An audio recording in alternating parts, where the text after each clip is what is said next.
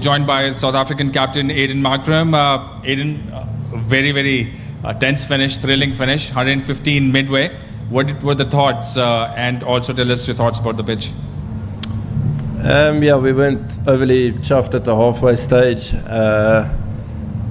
Pretty much as a whole tonight, I thought we were probably nowhere near our best and just lacked a bit of intensity and conviction in how we want to play in our game plans and things like that. But like I mentioned, out on the field, you have to give a lot of credit to the Nepal team. They put us under a lot of pressure. They showed the quality that they are and have in their change room, and made life really difficult for us. So we'll take lots of learnings from a night like this, as I'm sure they would, and they'll also take a lot of confidence from really having us on the ropes. 8 of the final over and 2 then of the last 2 balls. What were the thoughts going in your mind? I mean, we've all watched this game enough. We know funny things can happen. Ultimately, you commit to a ball that you want to bowl with your bowler, and you try execute it as best as you could. I thought Bartman executed his last 2 bounces really well to keep us in the game, but a funny ending to how it all sort of finished. But yeah, sometimes you just become very grateful to get random victories like that. Thoughts on Nepal? They have a very passionate fan base, as you might have seen. Even today, they were really loud in their numbers. You think they really have the potential to go further in their cricketing maybe pursuits? Absolutely. We've seen it now over the last year or 2 specifically. We're at the same hotel as them. They're a great bunch of guys, very friendly, very respectful. And I think the way that they've sort of approached their game and the cricket that they're playing results in them getting a fantastic fan base. So the players have deserved it, and then to add on to that, it's fantastic to see the fans buying into it as well. So I don't know too much about Nepal cricket, but looking at it from sort of an outside point of view, I would say it's in a really great place and really exciting times ahead for them. Aiden, it's Devendra from Nepal TV. Just thought on, you got a fantastic bowling attack, but Tabriz took 4 wickets for you. And were you relying heavily on your pacers, or you were mixing up with the spinners to do the job for you? Because Tabriz took 4 wickets for you. Is the performance of the quickies up to your expectations? Yeah, I think they bowled well. I think once again we didn't give them the total they might have liked to defend.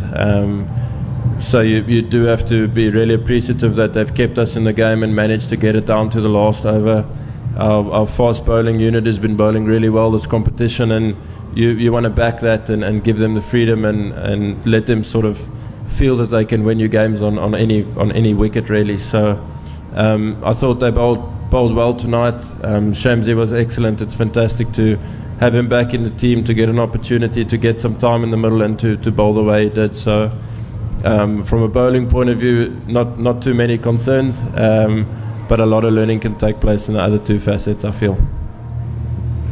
Good night, Mr. Markram, Robertson Henry, Searchlight newspaper.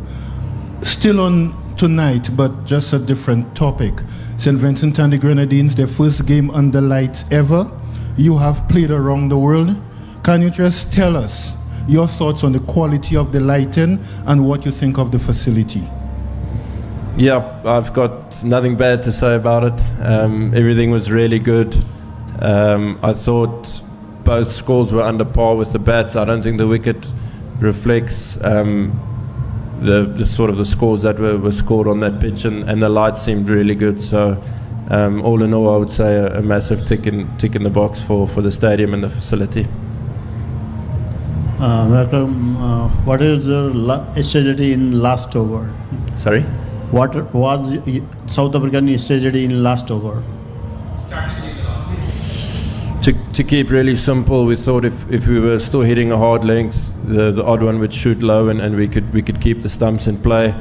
I didn't want us to go too full so that if we missed it became an easy hit. So sticking to that hard length and using the short ball as we did to our advantage, and just getting the timing right with bowling the short one as well. So pretty straightforward. I don't think it was necessarily a death plan. It was your simple middle overs plan that we felt that will work best on that pitch.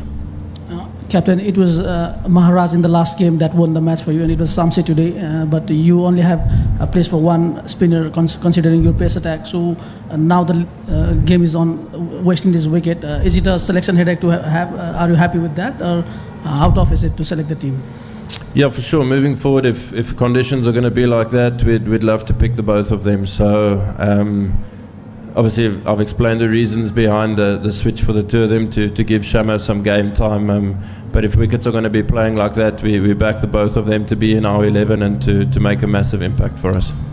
Aiden, last question. Thoughts on Super 8s? South Africa once again doing really well, and this game perhaps can really lift the team in a way as well, because you've had a close win, which we have always heard bring teams together.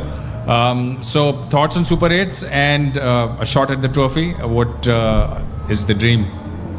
It is the dream, 100%. You take it game by game and you compete as hard and as best as you can, and you ultimately see where it gets you. But looking forward to that phase now of the competition.